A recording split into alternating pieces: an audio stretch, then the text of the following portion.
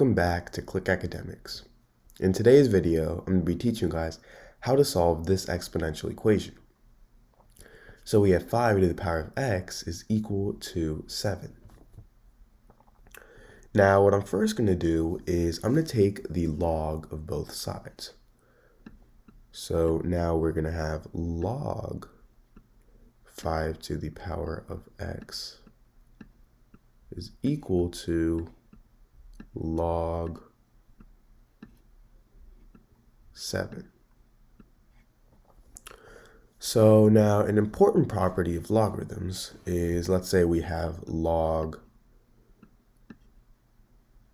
a to the power of b.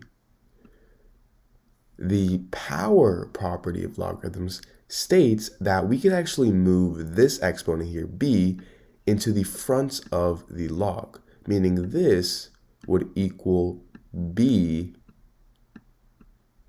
log a. So right here we have log 5 to the power of x, and we can actually move our x here into the front of the logarithm. So now this would be equal to x times log 5. And this is equal to log 7. Now, I actually want to isolate x because that's the thing we want to find the value of. So I'm going to divide by log 5 on both sides to get rid of the log on this side and to move it to the right side.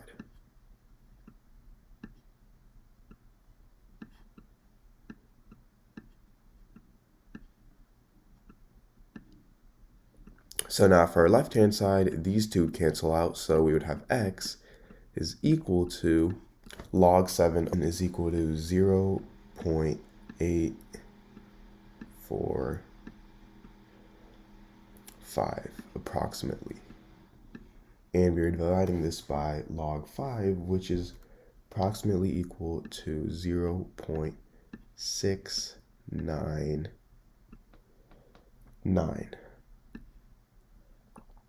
So now the answer for this, x would approximately equal 1.209. So this is our answer.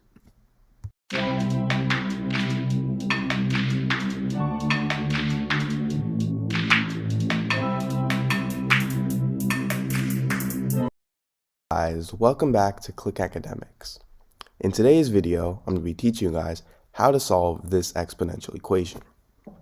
So we have x squared minus 6 squared minus 6 is equal to x. And what I'm first going to do is I'm actually going to set a equal to x squared minus 6. So I'm going to set the variable a equal to x squared minus 6. And if this is true, and if we substitute in a for x squared minus 6, our equation would be a squared minus 6 is equal to x.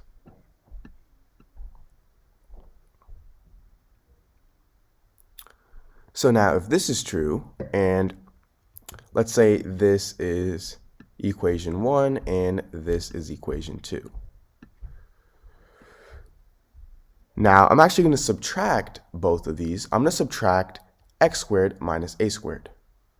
So x squared minus a squared.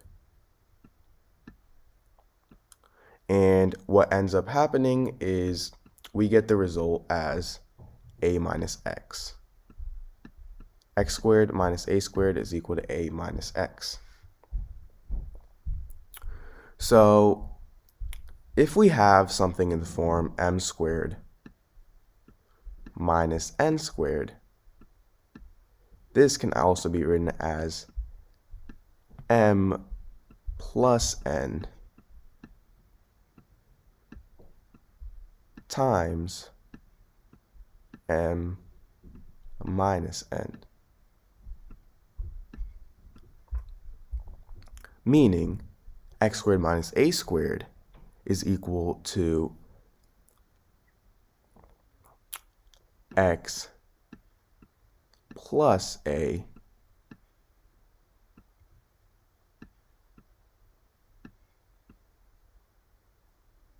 times x minus a.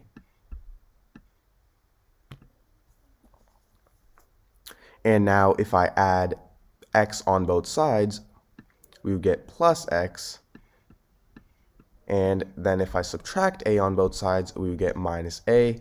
And now because there's nothing left on our right-hand side, we would simply have 0. So now I'm going to factor out x minus a from this. So x minus a times x minus a, x plus a times x minus a divided by x minus a is simply just x plus a.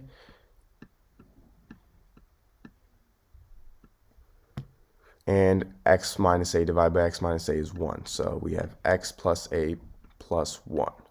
And this is equal to 0. So now this would actually give us two equations. We would have x minus a is equal to 0. And for this, if we add a on both sides, we simply get x is equal to a.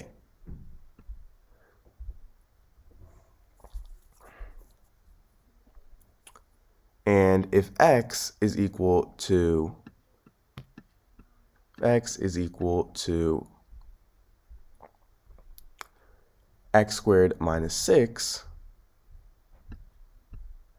because remember, a is equal to x squared minus 6 and x equals a. That means x equals x squared minus 6. And if we subtract by x on both sides, so we get 0 is equal to x squared minus x minus 6. Now we have a quadratic equation, and this would actually be simplified to 0 is equal to x minus 3 times x plus 2, meaning our two solutions for x would be x is equal to 3 and x is equal to negative 2.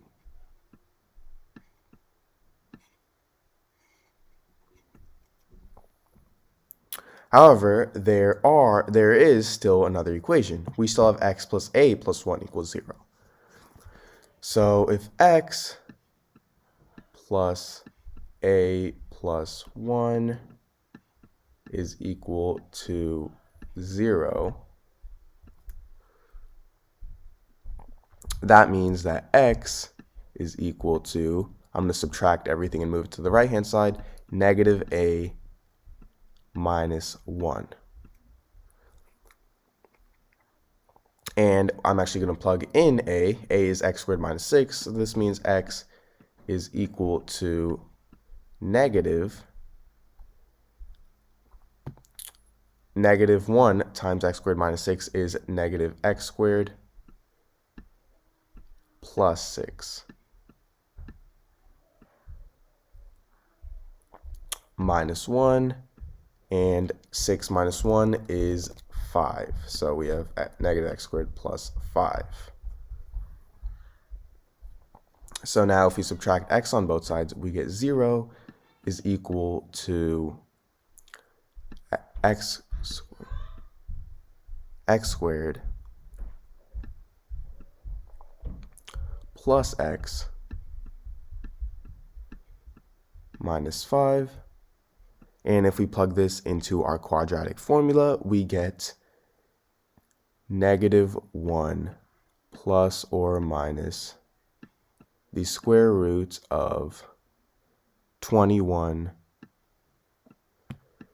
over 2. So these are our two other equations. We have negative 1 plus the square root of 21 over 2 and negative 1 minus the square root of 21 over 2.